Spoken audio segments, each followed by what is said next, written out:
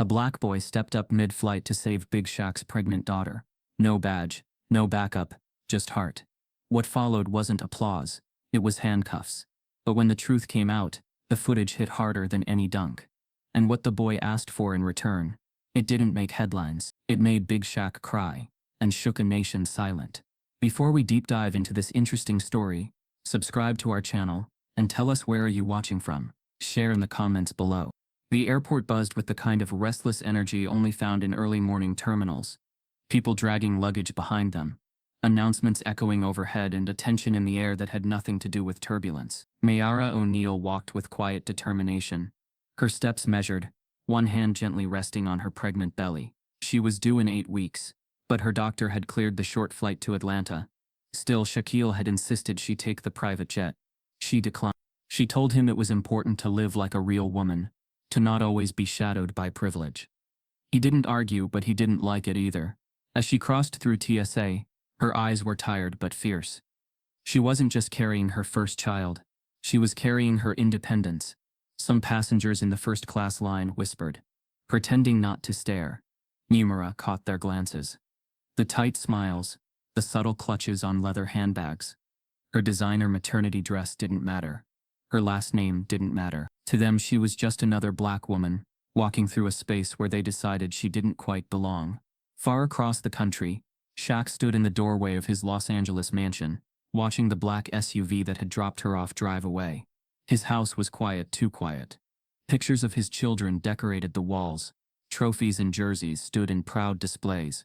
But none of that mattered now. He wasn't Big Shaq today. He was just a father. A worried, restless father. He moved through the living room slowly, like his body weighed twice what it should.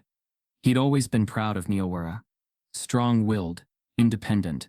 But today that pride sat beside something heavier. Fear. Not just the fear that something might go wrong with the baby, but the deeper kind, one carved over years of being black in a country that still didn't know how to see your humanity without a jersey number attached. Back on the plane, boarding had nearly finished. Mira found her seat near the middle of economy, away from the first-class cabin that Shaq had tried to upgrade for her. She preferred to keep her head down today, blending in. The flight attendant offered her a glance that said, "You sure you belong here?" But Mira just nodded politely.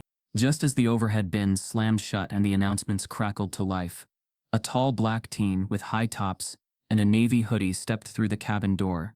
He carried a beat-up duffel bag and wore a blank expression that revealed little. His name wasn't known yet, but soon everyone on board would know it. He moved past the suspicious eyes of first class, where an older white couple watched him like a shadow on their luxury. As he reached the back of the plane, his eyes scanned the rows. A flight attendant pointed him toward an empty seat. Coincidentally, right next to Mara. She looked up briefly, registering his presence. He gave a small nod, no smile, just acknowledgement. He sat, tucked his bag under the seat, and didn't say a word. The plane lifted off minutes later, slicing into the skies with metallic ease. Noor adjusted her seatbelt, then closed her eyes, trying to relax. But something about the cabin didn't sit right. There was tension, silent and thick, the kind that doesn't come from turbulence but from suspicion, from being watched. The passengers around them whispered. Not loud enough to hear, but just loud enough to feel.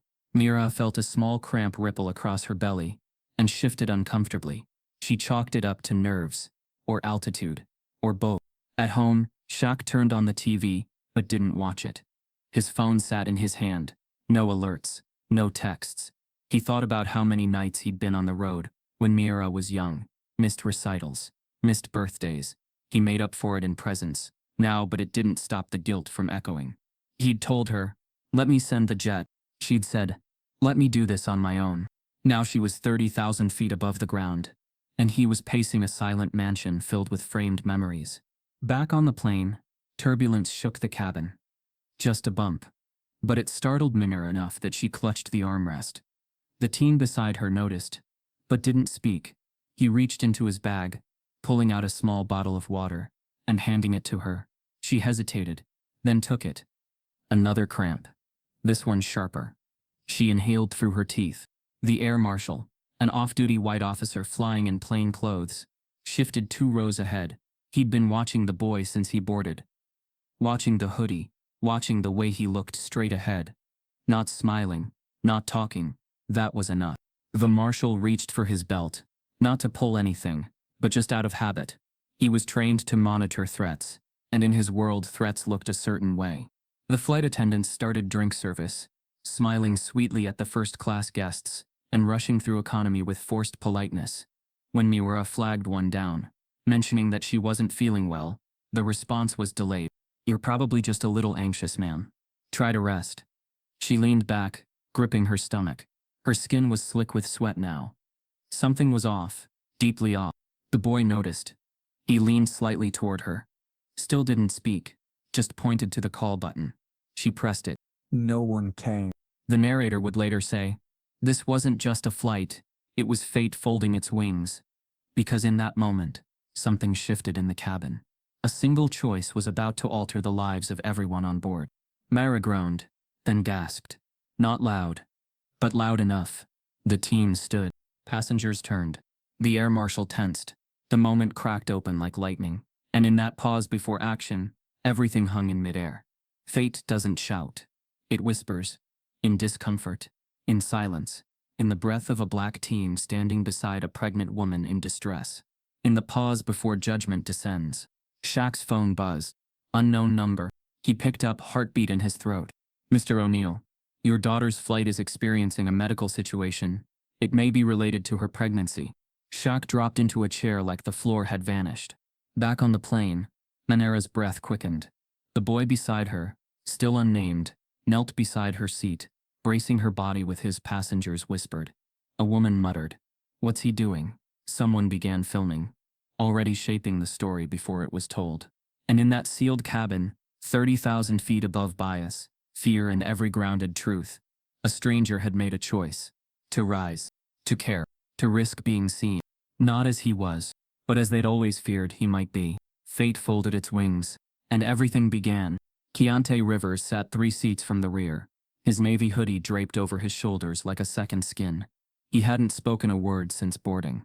His presence alone was enough to draw attention, not because he did anything, but because in the economy section of a flight lined with vacationers, business people, and retirees, he didn't quite fit their silent blueprint of safety. 2 rows ahead, a man in his late 50s watched him through the reflection of his seat's monitor. Thomas Gallinger had served as an air marshal for over 2 decades, the kind who didn't speak unless he had to, the kind who thought in categories, in profiles, in patterns, that rarely left room for gray. He saw Keontae. He didn't see a teenager. He saw potential, not the kind worth investing in, but the kind he'd been trained to subdue. Manera shifted in her seat again. Sweat lined the creases of her brow. The discomfort had started as dull pressure, but it now pulsed through her lower abdomen, with growing rhythm.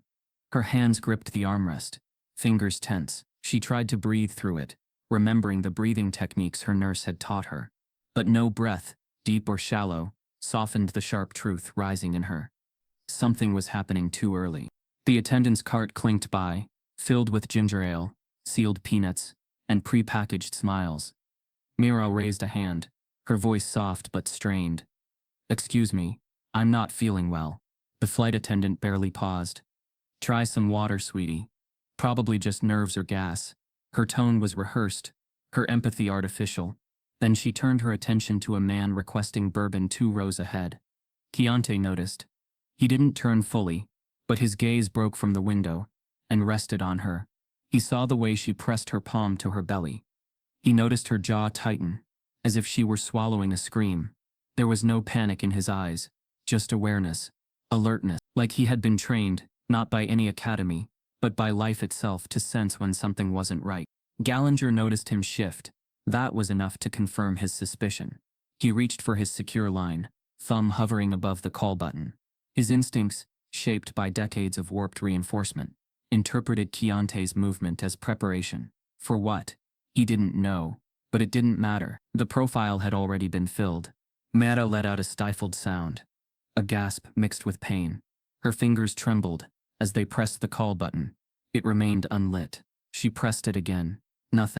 The plane's interior remained calm, but only in the way a forest does before thunder. Conversations continued. Seatbelts clinked. Headphones buzzed softly with in-flight movies. But beneath it, tension thickened. The kind that doesn't explode, but coils. Keontae stood. Not quickly. Not defiantly. Just stood. He reached overhead for his bag. Passengers turned. Someone nudged their neighbor. A man across the aisle narrowed his eyes. A woman pulled her purse into her lap. He unzipped the duffel and pulled out a cloth-wrapped pouch. Dallinger rose halfway out of his seat. But the teen didn't move toward anyone. He crouched by Mara, now visibly distressed, and offered her a cold compress wrapped in a plastic bag. "It helps," he muttered, barely audible. Mara's eyes welled. Not from pain but from the suddenness of compassion. The shocking contrast between him and everyone else who had ignored her.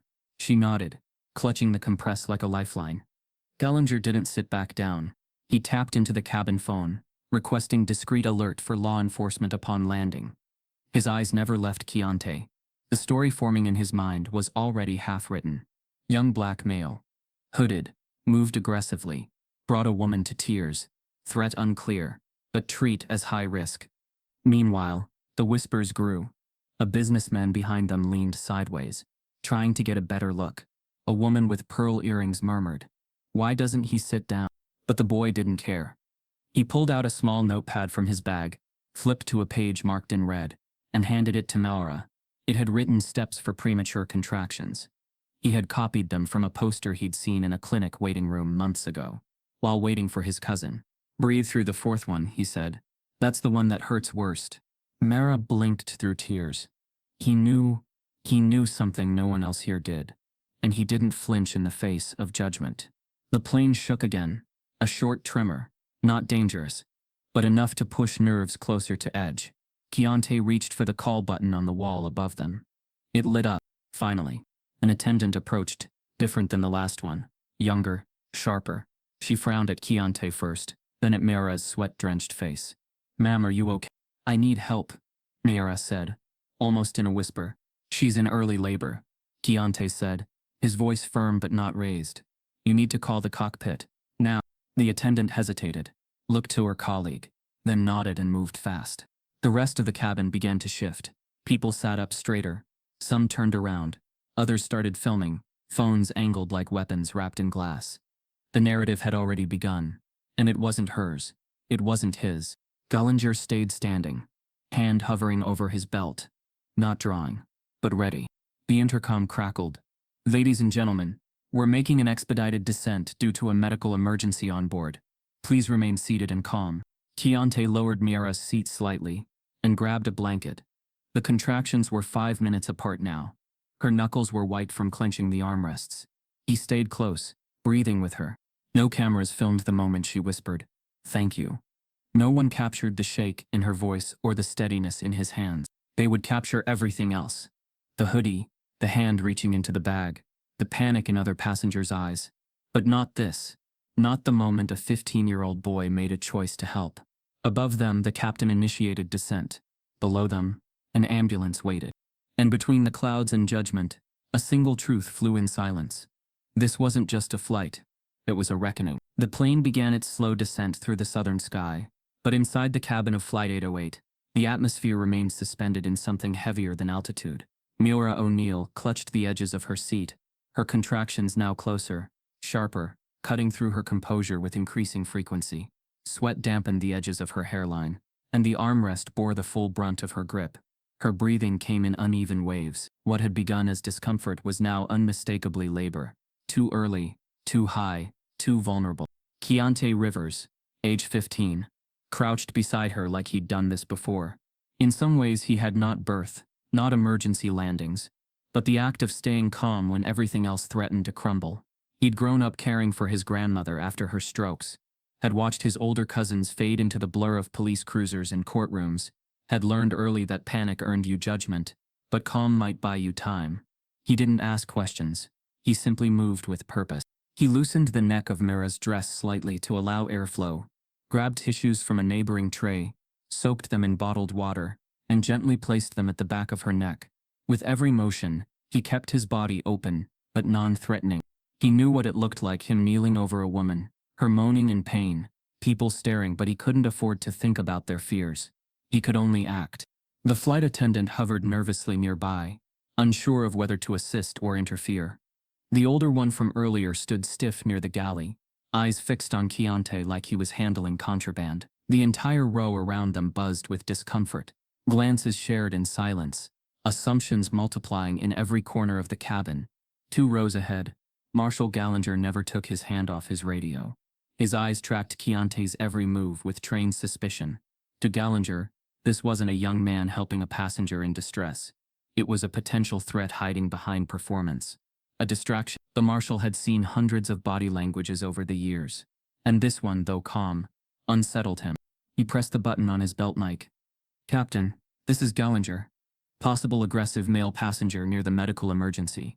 Requesting clearance for immediate intervention upon landing. Potential passenger safety compromise." The message was calm, procedural and entirely wrong. Keontae whispered to Miura, "You gotta breathe through the pain, not against it. Don't fight it." She did as he said, squeezing his arm once, hard but never pushing him away. Her face twisted in effort, her body visibly trembling, and yet she held on to clarity long enough to understand what was happening. This boy, this stranger, was the only person treating her like a human being instead of a spectacle. Across the aisle, a man with silver cufflinks slowly lifted his phone and began recording. "For legal reasons," he muttered to no one in particular. His camera lens followed Keontae, zoomed slightly, and stayed centered. Another passenger whispered, "Where's the damn air marshal?" Someone else asked if security would be waiting, but no one asked what Miura needed. Racism didn't arrive in slurs or screams. It bled out in silence, coded in polite concern, sanitized through camera lenses and muttered doubts. It was the steward who asked if she was with him in a tone laced with assumption. It was the marshal who saw control in the boy's eyes and interpreted it as danger. It was the seatmate who looked at Miura and said, "He touching you okay?" like the help couldn't be real. Meanwhile, in a glass-walled office 5 states away, Shaquille O'Neal stood motionless with his phone pressed to his ear. The call had been short, clinical, medical emergency, your daughter, flight 808. The voice on the other end said they couldn't provide details until the plane landed. The official didn't know who he was speaking to. Not the celebrity, not the legend, just a father who now stood frozen, eyes glossing over, knees weak from fear. The silence of that room was deafening. The kind of silence that only hits when the one person you'd give everything for is suddenly out of reach.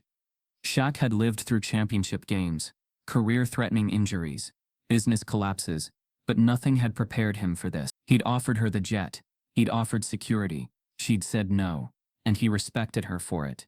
But now he wondered if he'd respected her too much, trusted the world too blindly. Back on the plane, the captain's voice came over the speakers. "Ladies and gentlemen, we're beginning our descent into Atlanta. Medical teams will be meeting us at the gate. Please remain calm and seated." Miura tensed again, her back arching slightly. Keontae placed a hand gently on her knee, grounding her without invading. "Almost there," he murmured. "You're strong. Just a little longer." Another wave hit. Miura let out a restrained cry, muffled by grit and willpower. A new attendant approached, a young man this time, and finally crouched next to them. "We've got EMTs waiting. Is the baby coming now?" Keontae looked at him directly. "The contractions are every 4 minutes. Water hasn't broken yet, but it's close." The attendant blinked. "You a nurse or something?" "No," Keontae replied calmly. "Just someone who pays attention." The answer silenced the attendant. He nodded and stood. No further questions. The passengers around them watched, half with concern, half with suspicion, all trying to reconcile what they saw with what they believed. Keontae, still crouched, reached into his bag again, this time pulling out a tiny wrapped bundle, a clean towel and gloves, things he always carried since the time his grandmother fell in the park and bled. Back then, no one had helped. They'd stared, filmed, whispered. That day he promised himself he'd always be ready. Gallinger saw the movement, misunderstood the intention, and stepped into the aisle. His jaw locked, hand now brushing against the small holster on his hip. He didn't draw, but he leaned forward enough to be noticed. The passengers sensed the escalation. The air changed. "Sir," the flight attendant said, placing a hand on Gallinger's shoulder. "Please remain seated until we're on the ground."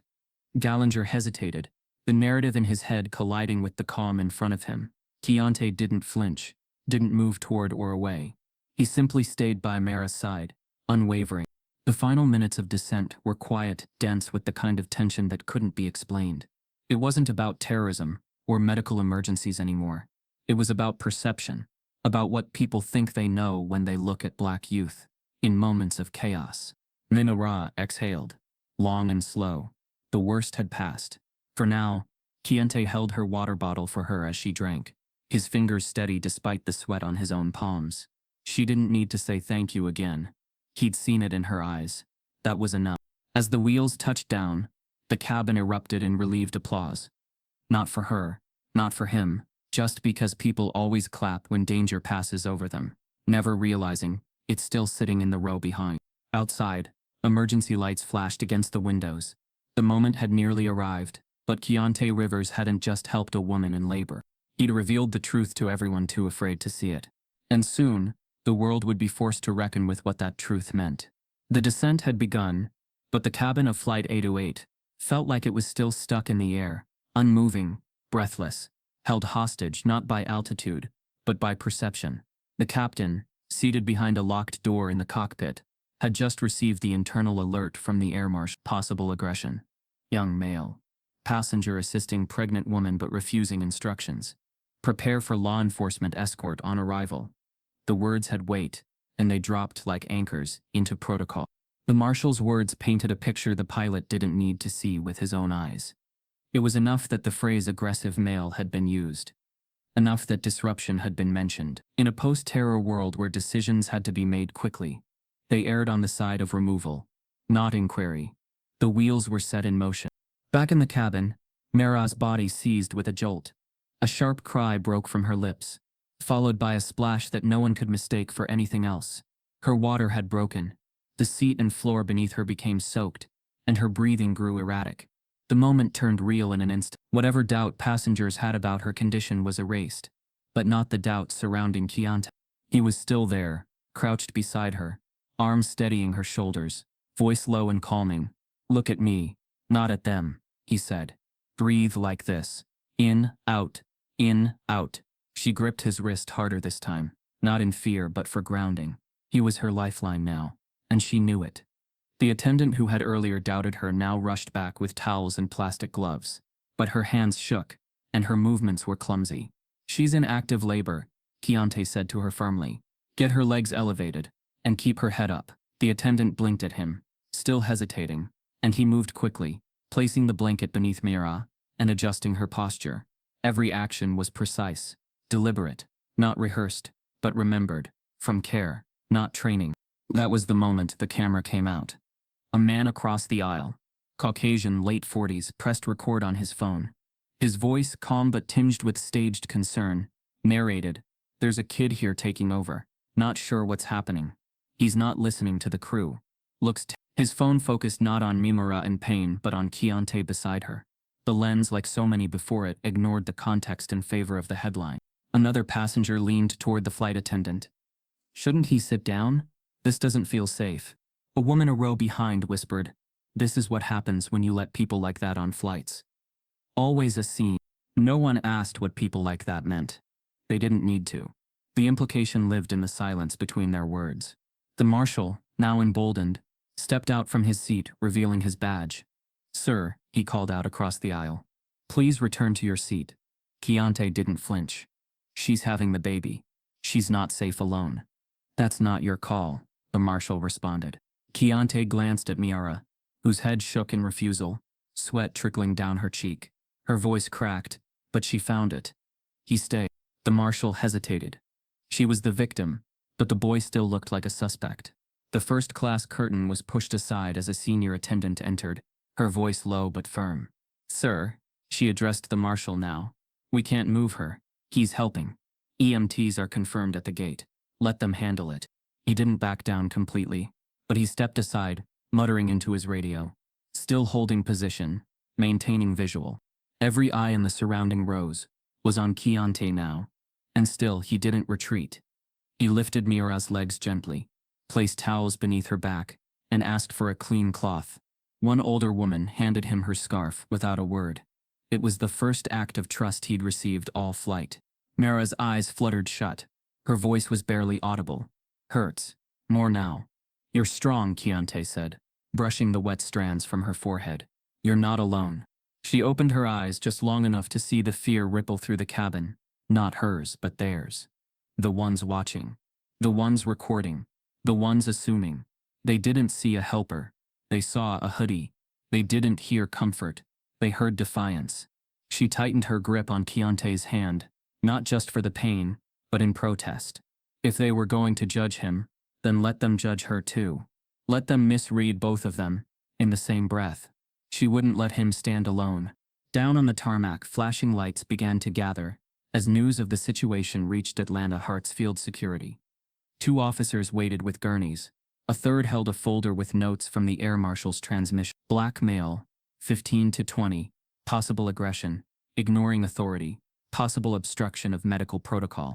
Shaq's SUV screeched to a halt outside the terminal as security tried to block the arrival path. The driver ignored them. Shaq stepped out, dressed in plain sweats and a hoodie. No entourage, no press, just a father with panic stamped on his face. The moment he entered the private corridor near the emergency gate, staff recognized him. One tried to slow him. He kept walking. He didn't ask for updates. He didn't demand explanations. He just kept moving toward the gate, where flashing lights and whispered judgment waited. Back inside the aircraft, the captain announced final approach. Cabin crew, prepare for landing. Keontae braced Munera's body against the side of the seat, holding her upright as the plane leveled out. Her breathing was ragged now. She was close, too close. But he didn't let go, didn't flinch. His knees ached from crouching, his arms burned from tension. But he stayed. When the wheels finally touched down with a thud, a collective breath left the cabin. Applause broke out again, nervous, relieved, but still poisoned with misconception. They weren't clapping for Mara. They weren't clapping for the boy. They were clapping because they believed it was over. But nothing was over yet. The plane taxied to a remote gate, where medical crews waited. The doors opened. Paramedics rushed in, but so did airport security. One officer gestured toward Keontae. The marshal pointed.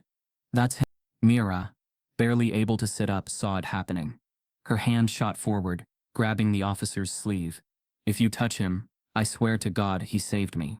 The EMTs worked quickly to lift her onto the stretcher, but her eyes didn't leave Keontae. Her voice, even in exhaustion, still cracked with rage. He didn't do anything wrong. The officer hesitated.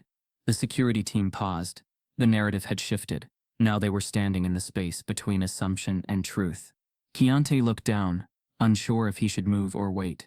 He didn't say a word. He didn't plead. He didn't explain. He just stood beside the stretcher, until Mara gripped his fingers again. Outside, Shaq watched the ambulance doors close on his daughter. But before it did, he caught one last glimpse. His daughter, pale and weak, clutching the hand of a teenage boy. No one seemed to understand. And as the sirens began to wail, a different kind of alarm rang through the air. One louder than judgment, deeper than race. The sound of a story unraveling the moment it hit the ground. Then came the controlled chaos. Emergency personnel climbed aboard with quiet urgency, rolling a stretcher between tight rows, flanked by a pair of nurses and 2 airport officers. Their expressions were efficient, professional, but their eyes didn't miss a thing. Mira O'Neal sat hunched in her seat, face slick with sweat, hands trembling against the belly that now surged with pain. Her contractions were fast, too fast. Her voice shook as she said, "I can't feel my legs." One paramedic crouched beside her, checking her pulse, whispering something she didn't quite hear. But she didn't care about his words. She cared about the boy still kneeling beside her. Keontae Rivers, her anchor through the storm. He rose slowly to make space. His hands lifted, open, not as a threat, just habit. Learned behavior. He moved like someone always waiting to be misread. The officers didn't ask his name. They didn't ask her what happened. One of them, stocky and pale, pointed toward him and said to the other, "That's the one they flagged." Before Keontae could respond, his arms were pulled behind him. The click of metal was sharp, final. Mira flinched at the sound, her voice breaking into panic. "What the hell are you doing?" "No, no. He helped me.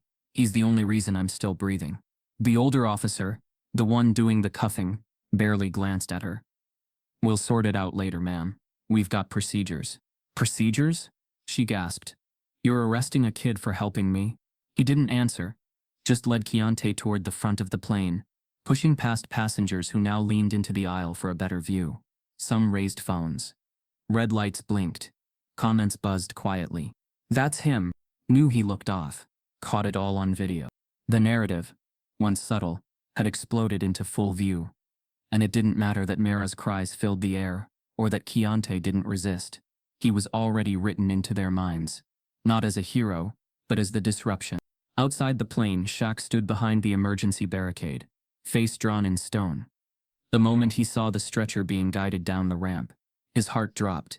His feet moved before he told them to, and the security guards didn't dare stop him. Mira lay on her side, lips cracked, eyes half closed, still clutching the edge of a paramedic's arm. "Daddy," she managed. Just that. 2 syllables of weariness and warning. Shaq reached her side just as they began to load her into the ambulance. He leaned in close, brushed the damp hair from her face, whispered something no one else could hear. Her hand found his shirt, and held tight for half a second before slipping away again. The EMTs lifted her fully into the vehicle, and closed the doors with a final metallic slam. Sirens wailed. The ambulance rolled forward. Shaq didn't move. Not right away. He stayed in the space her absence had left, breathing hard, his shoulders tense beneath the hoodie. Then he turned. Just 10 yards away, another scene unfolded. Keontae, still in handcuffs, stood beside a security van. An officer was talking into a radio, reading off codes and half-truths. The boy's head was bowed, but not in shame, just exhaustion. One stewardess passed by the commotion and muttered under her breath. He had to be up to something. Shaq heard that. He didn't respond, didn't speak, just looked. He looked at Keontae, looked at the cuffs, looked at the passive, watching faces. Some were recording, some were whispering. A few just watched silently, with the kind of hollow certainty that came from having already made up their minds. And in that silence, something moved inside him. Not rage, not yet, but a deep, knowing burn. The kind he'd kept buried for years, since the days he was a teenager in Newark, pulled over for looking like someone else, spoken to like he didn't matter. Since the days they only saw the height, and not the heart. Since before the name meant anything. He stepped toward the officer. "What's going on?" His voice was calm, heavy. The officer, surprised, turned toward him. "Sir, this doesn't concern..." Shaq cut in, sharper now. "That's my daughter in that ambulance. He's the one who helped her. So tell me again what's going on." The officer hesitated. Eyes flicked between Shaq and the boy. Between uniform and reputation. "We got reports from the air marshal. Passenger interference. Failure to comply." "From who?" Shaq asked. The marshal filed it mid-air. He thought the boy was dangerous. Shaq's voice dropped an octave. "While helping a pregnant woman deliver a child? You sure that's the story?" A pause. Long enough for everyone to feel the weight of it. The other officer finally said, "We're just following protocol, sir. We'll get it sorted."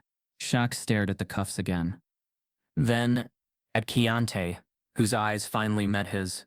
They were steady, not pleading, not afraid, just tired. And strong. Shaq stepped forward. The cameras caught it, and without saying another word, he placed a hand on Keontae's shoulder. The silence changed after that. Not completely. Not all at once. But something shifted. Because it's harder to keep a lie alive when someone like Shaq steps into it. The officer, suddenly aware of the optics, said, "We'll take him in, just to ask questions. Then release." "You'll release him now," Shaq said. "I can't do that. There's a process." "Then I'll follow that process. With lawyers, with press, with everything I've got." The officer looked away, then back. "Let me call my supervisor." "You do that." Shaq didn't move. Keontae stood still. The handcuffs stayed on for now. But they no longer held the same weight. They weren't just metal. They were a mirror. A reflection of what judgment looks like when it has no facts, only fear. Around them, the air buzzed again with the sound of phones recording. People whispering, timelines being formed. But Shaq still didn't speak to the cameras. He only looked back once more at the door where his daughter had disappeared. And then forward again, toward the boy no one had seen clearly, until it was almost too late. And deep inside the man who'd been called Big Shaq, Diesel, Superman, something else had awakened.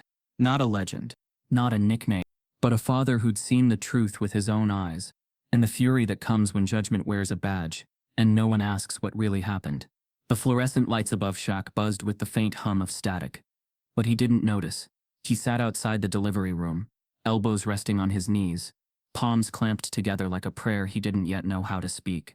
Nurses in scrubs walked briskly past him, some casting glances, most recognizing him, but no one dared interrupt.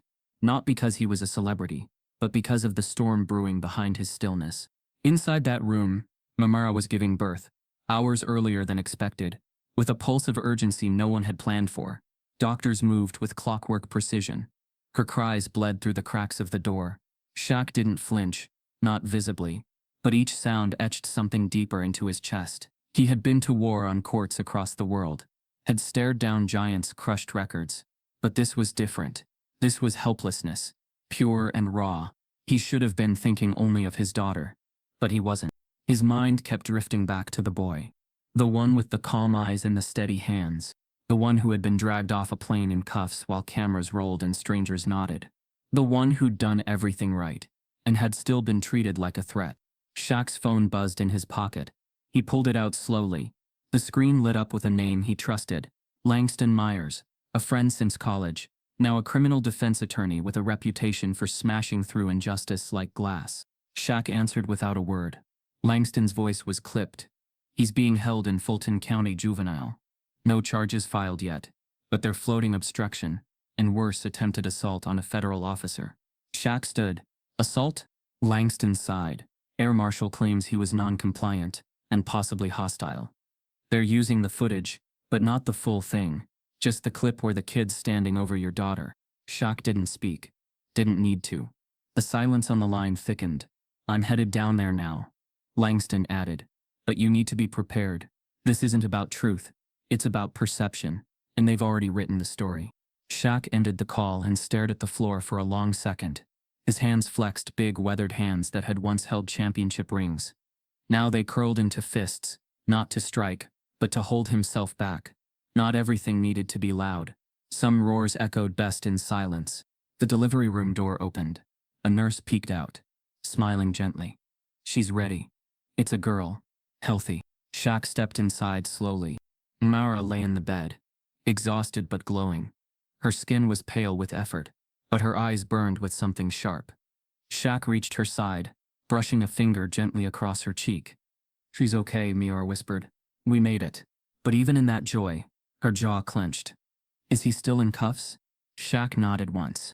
Miara blinked back the burn in her eyes. They think he was the danger. He was the only one who saw me. The only one who didn't hesitate. Shaq looked down at his granddaughter. Swaddled and sleeping, her tiny chest rose and fell like a promise. But he couldn't enjoy the moment. Not fully. Not yet. He placed a kiss on Miara's forehead, and stood. I'll fix it, he said simply. Then he walked out. Across the city, in a stark gray holding cell barely the size of a storage closet, Keontae Rivers sat on a cold metal bench, staring at the floor. He hadn't moved much in hours. He didn't ask questions. Didn't raise his voice. The guard had stopped by twice, both times trying to bait him with sarcasm. Hero of the skies, huh? Keontae didn't respond. News says you were trying to act like a doctor or something. Still nothing. Because Keontae already knew the game. He'd seen it played on his cousins, on his neighbors. He knew how fast a narrative could turn, how even truth bent when it passed through too many mouths. He had stayed silent on the plane to protect her. Now he stayed silent to protect himself.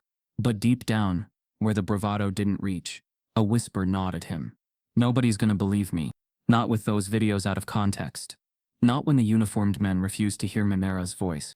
Not when his name wasn't known. When his hoodie was the loudest thing about him. He closed his eyes and leaned his head against the cinder block wall, and waited. Back at the hospital, Shaq made 3 calls. The first was to Langston. Send a release statement. Let them know I'm going public. The second was to his media team. No spin, just facts. And make sure they know his name. Keontae Rivers. The third was to someone he hadn't spoken to in years. A retired judge who still held sway behind courthouse doors. Shaq didn't beg, didn't threaten. He simply said, a kid saved my daughter's life. And now the system's trying to bury him for it. I want you to help dig him out. Then he turned to his security team. Get me everything. Full footage. Every angle. Witness names. I want it all on my desk tonight. He wasn't loud, but every person in that hallway felt the weight behind his calm, because Shaquille O'Neal had spent his life being underestimated, misread, flattened into a stereotype. First a giant, then a jester, then a brand. But today, he was something else. Today he was a father. And somebody had come after the kid who saved his child. That wasn't going unanswered. No press conference. No hashtags. Not yet. Just action. Just purpose. Because sometimes justice didn't scream. Sometimes it stood tall, breathed deep, and let the world feel the tremble in its footsteps. And those footsteps were already moving toward Keontae. The conference room inside Shaq's Atlanta estate had never felt so quiet. The space was designed for business-wide, mahogany table, custom lighting, chairs that cost more than a month's rent in most neighborhoods. But tonight, it wasn't business being discussed. It was truth, or rather the peeling back of the lie. 3 screens had been wheeled in, each synced to different footage sources. Airline security, in-flight crew body cams, and cell phone videos scraped from the internet. A young tech assistant connected the final HDMI cable and nodded to Shaq, seated at the head of the table, his massive hands folded under his chin.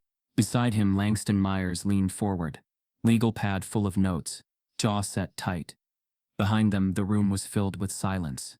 Not the empty kind, the loaded kind. "Play it," Shaq said quietly. The main screen blinked to life. Grainy airline footage began rolling, a timestamp ticking slowly in the corner. There was Mara, boarding the flight, pausing at her seat, smiling politely. Nothing unusual. Then Keontae, tall, reserved, hoodie pulled low. No threats, no disruption. Just a kid finding his seat. The second tape cued next. Passenger footage from the incident. The phone shook a bit. Whoever recorded it had tried to be discreet. The narration began, low and accusing. "There's a guy here seems off standing over that pregnant girl." But the video didn't lie. It showed Keontae kneeling beside Mira, handing her water, wiping her forehead with a cloth. The narrator's tone didn't match the image. His words twisted what was clear. Shaq leaned forward. "Pause it." The screen froze. Keontae's hands were visible, open, empty, one bracing the armrest to keep Mira upright. Her face twisted in pain, leaned toward him, not away. Shaq's eyes didn't leave the screen. "Run it again," he said. The assistant complied, this time, with no audio, just the image, frame by frame. By the time the third clip played crew body cam footage from after the landing, Shaq had stopped blinking. It showed Manara shouting, as Keontae was cuffed. Her voice cracked, high with labor and fury. "He saved me. Don't touch him." The officers didn't listen. The camera shook with movement as Keontae was led away, quiet, hands behind his back. He didn't argue. He didn't resist. The screen went black. No one spoke. Langston reached forward to stop the next cue. "There's more, but you've seen the core. This kid didn't just help. He stayed calm under pressure while the rest of that cabin crumbled in bias." Shaq nodded slowly. "And they still threw cuffs on him." Langston didn't answer. He didn't need to. Shaq stood and walked to the window, back facing the room, shoulders too wide for the shadows around him. Outside, city lights blinked like distant witnesses, the skyline untouched by the story unfolding below. "I saw it before," he murmured.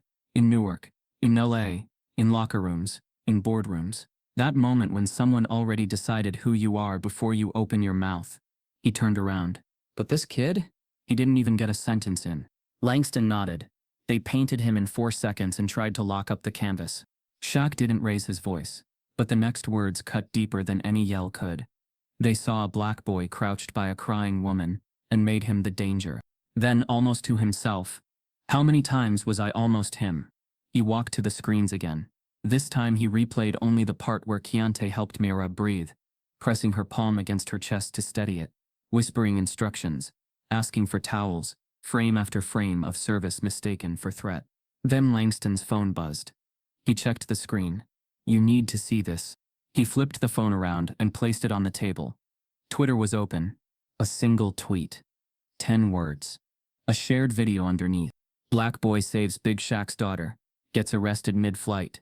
Within 5 minutes it had over 100,000 retweets. Celebrities were weighing in. Activists. Journalists. Regular people whose voices were normally drowned in the churn. Another tweet surfaced seconds later. Footage from another angle. A nurse on the flight had filmed the moment Keontae whispered to Mira, "You're not alone." No threat, no chaos, just grace under judgment. Shaq didn't smile, but his jaw loosened. Something shifted behind his eyes. Not relief. Not yet. But clarity. Langston tapped the phone. "You ready to go public?" Shaq nodded. But not with rage. Not with a press conference full of fire. "I'm gonna say what the footage already proved. He's not who they said he was."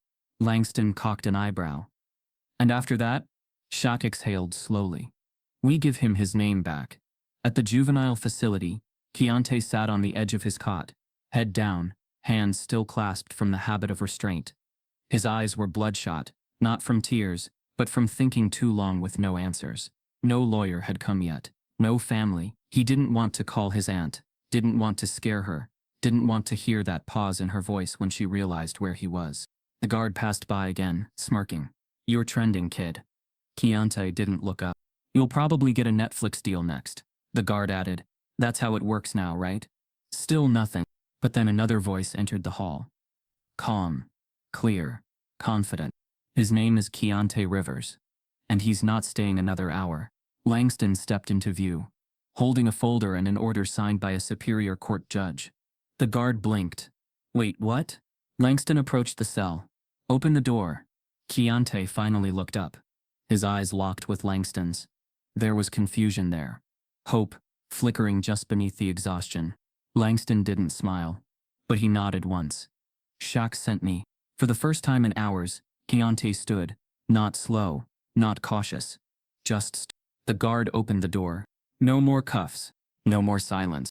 Just a hallway stretching forward, long and empty, with footsteps echoing down its tiles.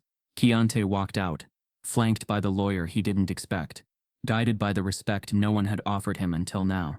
And as he stepped into the fresh air outside the building, he didn't know yet what the world was saying. Didn't know he'd been cleared. Didn't know he was a headline. Didn't know that 10 million people had seen him hold a woman's hand and whisper strength into her pain. But he'd find out, soon. Because the tapes they didn't show had finally spoken. And this time, the world listened. The meeting was held in a quiet back office of an Atlanta law firm. Far from the cameras, far from the noise. No podiums, no statements, just four walls, a polished oak table, and two people on opposite sides of it. One a teenage boy who'd become a symbol, the other a man who'd spent a lifetime becoming one. Keontae Rivers sat with his back straight, eyes alert, hands folded in his lap. The hoodie was gone. He wore a clean collared shirt, borrowed from Langston's assistant, and shoes that didn't quite fit right, but he didn't fidget. He didn't slouch. His silence wasn't shyness. It was armor. Shaq sat across from him, shoulders massive even when hunched forward. No suit, just a black t-shirt and gym pants. His hands resting heavy on the table like anchors. For a long moment, he said nothing. He just looked at the boy, really looked, and tried to wrap his mind around everything that had led to this room.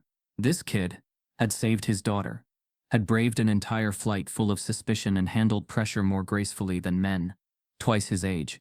And then, after all that, had been caged without question. Shaq cleared his throat, but the words didn't come easily. "I don't even know where to start." Keontae looked up. "You don't have to say anything." But Shaq shook his head. "Nah, I do. I've seen a lot in my life, Keontae. I've played in cities that didn't want me. I've been followed through stores, pulled over in my own car. I thought I knew what it meant to be judged, but watching that video, seeing them drag you off like that after what you did." His voice cracked. Just slightly. He paused, breathed in deep. "You saved my baby girl.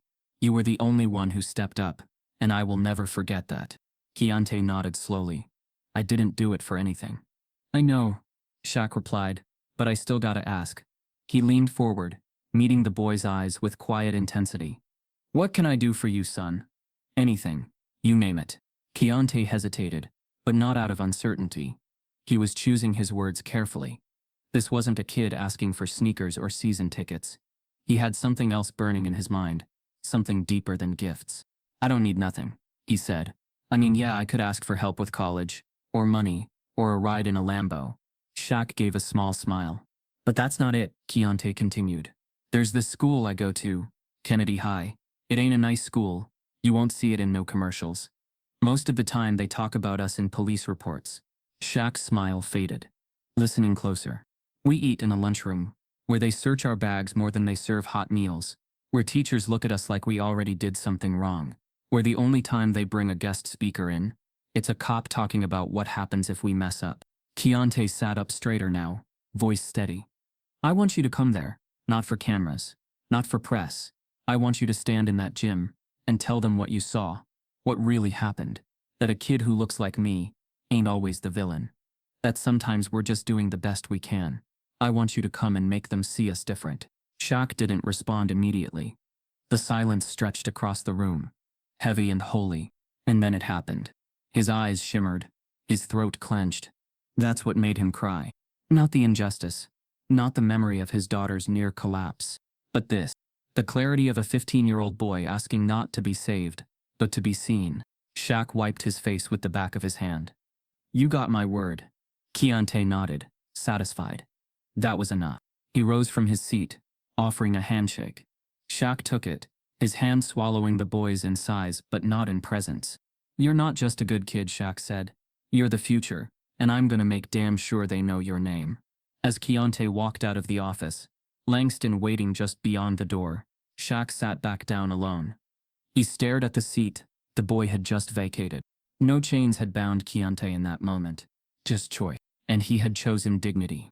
And in doing so, he had given it back to every other kid like him still waiting to be heard. The halls of Kennedy High smelled of old tile, over-polished linoleum, and vending machine snacks that had sat too long behind glass.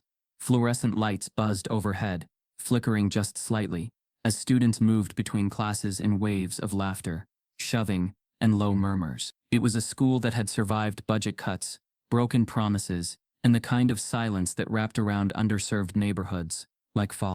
But that morning, something was different. There were whispers before first bell. Not the usual gossip or hallway scuffles. These were different, wide-eyed. Unsure. Shaq's here. No way. For real. I saw him outside the cafeteria. Some didn't believe it. Others checked phones. But there were no headlines, no flashing cameras, because Shaquille O'Neal hadn't brought a publicist. He hadn't announced the visit on social media. There was no press conference waiting on the front steps.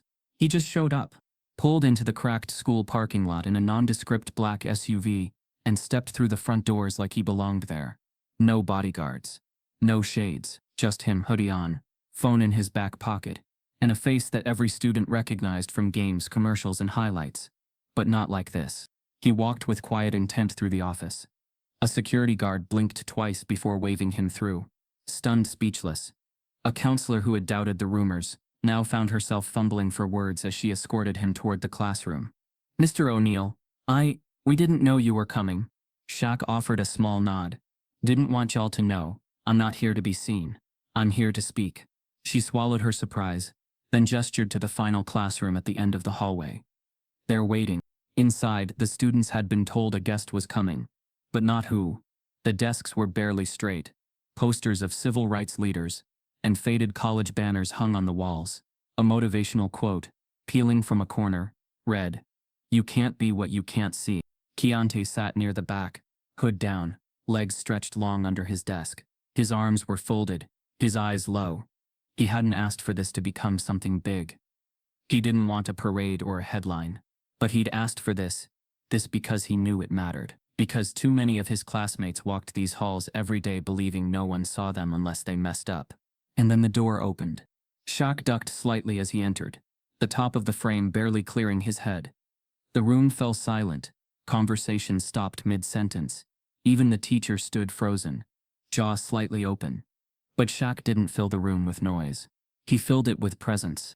He moved to the front, turned around slowly, and let his eyes pass across the room, one by one, face by face.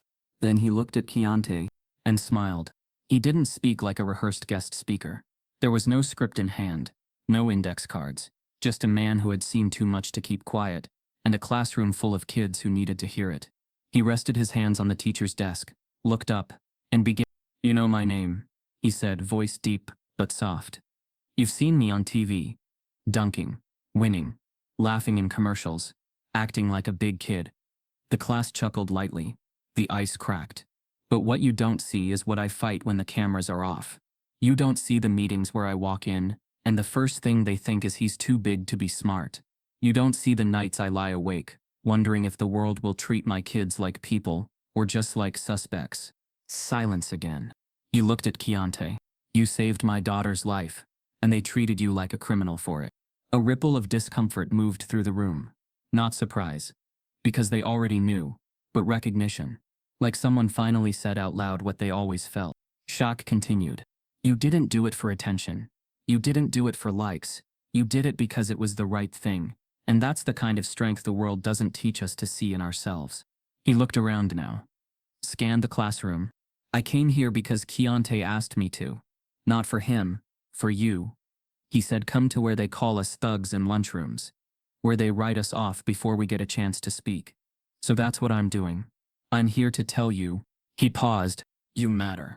The words hung there. Heavy. Honest. Don't let the world teach you shame for the way you look. Don't let them shrink you down to silence. You've got fire in you. Intelligence. Leadership. Compassion. Don't wait for permission to show it. He stepped away from the desk now, walked slowly down the aisle of desks, passing students who didn't know where to look. His voice dropped lower. They saw Keontae and thought he was trouble. But he was the only one on that plane with courage. He stood when everyone else sat frozen. He helped when everyone else judged. Shaq stopped near the back, beside Keontae's desk. He looked down at the boy, and his voice softened even more. You reminded me that not all heroes wear rings. For a second, nobody moved. Then the teacher sniffed once, clearing his throat. Then someone clapped, and then another, until the whole class was on their feet, clapping not wildly, not for celebrity, but for truth, for what was said, for what was felt, for what had been seen. Keontae looked up, and for the first time since all of this began, not during the flight, not in the cell, not even in that lawyer's office, he smiled. Not because he'd saved someone, but because someone had finally saved him back. Not with freedom, with visibility. The bell rang minutes later, but nobody moved at first. When they did, they moved slowly. Some brushing past Shaq to shake his hand. Others whispering to Keontae things they'd never have said a week ago. One student, shy and wiry, slipped a note into Keontae's hand before darting out. It read, "Thanks for showing them we're more." Shaq left the building the same way he entered, quietly, respectfully, no cameras waiting. But inside that school, something stayed. Not his name, not his fame, his truth, and the undeniable proof that change didn't always start in courts or protests. Sometimes it started in classrooms. The jet waited on the private tarmac under a clean Georgia sky, its silver body gleaming in the late morning sun. It wasn't the commercial gate. No crowds, no noise, just a sleek bird resting on quiet concrete, engines humming low and ready. A different kind of departure, one that carried more than passengers. It carried weight, history, and the quiet echo of a story the world hadn't stopped talking about. Shaquille O'Neal stood near the steps of the aircraft, sunglasses perched low, watching his daughter cross the runway with her baby nestled in her arms. Mimara looked stronger now. Her steps were firm, her shoulders high, her presence radiant in a way only new motherhood could bring. The infant rested peacefully against her chest, wrapped in a warm blanket, eyes blinking open every few seconds at the morning light. Behind her, Keontae Rivers followed, duffel bag over one shoulder, crisp white t-shirt, fresh sneakers. He looked like any other 17-year-old boy about to take a trip, but his eyes held something deeper, gratitude, calm, and the steady awareness of everything he'd walked through to get here. Shaq met them both halfway and took the baby first, holding her with the ease of a man who had done this before, but reverently, like each second with her was a gift. The baby cooed, tiny fingers curling into his shirt. Keontae hesitated at the steps to the jet. Shaq turned, gestured. "You've earned your seat on this plane." No fanfare. Just that. They boarded together. The interior of the jet was pristine. Soft leather seats, polished counters, quiet hum of air circulating. The kind of ride that once felt unreachable to Keontae. But today, it didn't feel like charity. It felt like inclusion. As the pilot prepped for takeoff, he stepped briefly into the main cabin. He looked at Shaq, then at Keontae, and gave a nod. Not scripted, not performative, just respect. When they leveled out above the clouds, the world beneath them turned to blue and gold. Sunlight pouring through the windows like peace made visible. Mimera rocked her baby gently, singing under her breath. Shaq sat across from Keontae, holding a bottle of water, but not drinking it. "Check the envelope," he said. Keontae raised an eyebrow. He hadn't noticed the envelope sitting by his seat. He picked it up, tore it open. His fingers trembled, just slightly. Inside was a single-page letter, stamped with the gold seal of Morehouse College. At the top, bold black letters, "Full Academic and Service Scholarship Award." For a few seconds, he didn't breathe. He read the letter again, slower, letting the words settle into his chest. Then he looked up. "You did this?" Shaq shook his head. "You did this. I just made sure they saw what I saw." Keontae didn't speak right away. His throat tightened. His hands gripped the letter like it might disappear if he blinked. He leaned back in his seat, exhaled, eyes tracing the sky outside. "Never thought I'd be flying like this. Thought I'd be stuck in a cell longer than I was on that flight." Shaq smiled faintly. "Life can surprise you, especially when you refuse to be what they expect." There were no cameras, no reporters, no one else to hear the conversation, but the clouds and the soft noise of the engines. Shaq leaned forward a little, his voice quieter now. "You saved my daughter that day, but you saved something else too." Keontae met his eyes. "You saved me from silence." Shaq continued. "I've walked in rooms and swallowed my truth more times than I can count, but when I saw how calm you stayed, how wrong they were about you, how ready you were to carry weight they tried to bury you with, man, that reminded me. Legacy ain't what you build, it's who you uplift." Mira looked up from her seat and smiled. "She knows your voice already," she said to Keontae. "From the flight. From the way you talk to me." Keontae's gaze softened as he looked at the baby. "She's peaceful." Shaq nodded. "Because you gave her a peaceful arrival. There was no need to relive the entire story. They had lived it. They'd survived it. Now they carried it forward, not as a burden but as proof." Keontae turned back to the window. "People still stare at me sometimes. Some don't know who I am. Some pretend they don't. And some just look for the headline instead of the truth." Shaq leaned back in his seat. "Let them stare. Just make sure you keep walking." The baby stirred and stretched, then settled again. The hum of the jet deepened slightly as it climbed above a thin veil of clouds, revealing a wide, endless sky ahead. There were no cuffs now, no glares, no whispered judgment from across an aisle. Just space, light, air thick with possibility. Shaq looked out the window for a while, his voice low and reflective. "You know, people always ask what I want to leave behind. Trophies fade, records get broken, businesses change. But this," he nodded toward Keontae, toward Mira, toward the child resting between them. "This is legacy." And in that cabin, high above the ground where it all began, legacy wasn't a statue or a sneaker line or a video reel.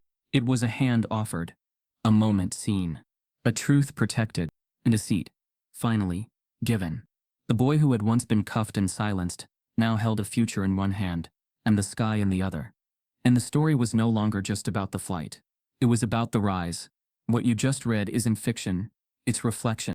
If this story stirred something in you, don't scroll past it. Share it. Talk about it. Let it start a conversation where silence used to live. Because sometimes, the smallest voices reveal the loudest truths. And stories like this, they don't end, they ripple.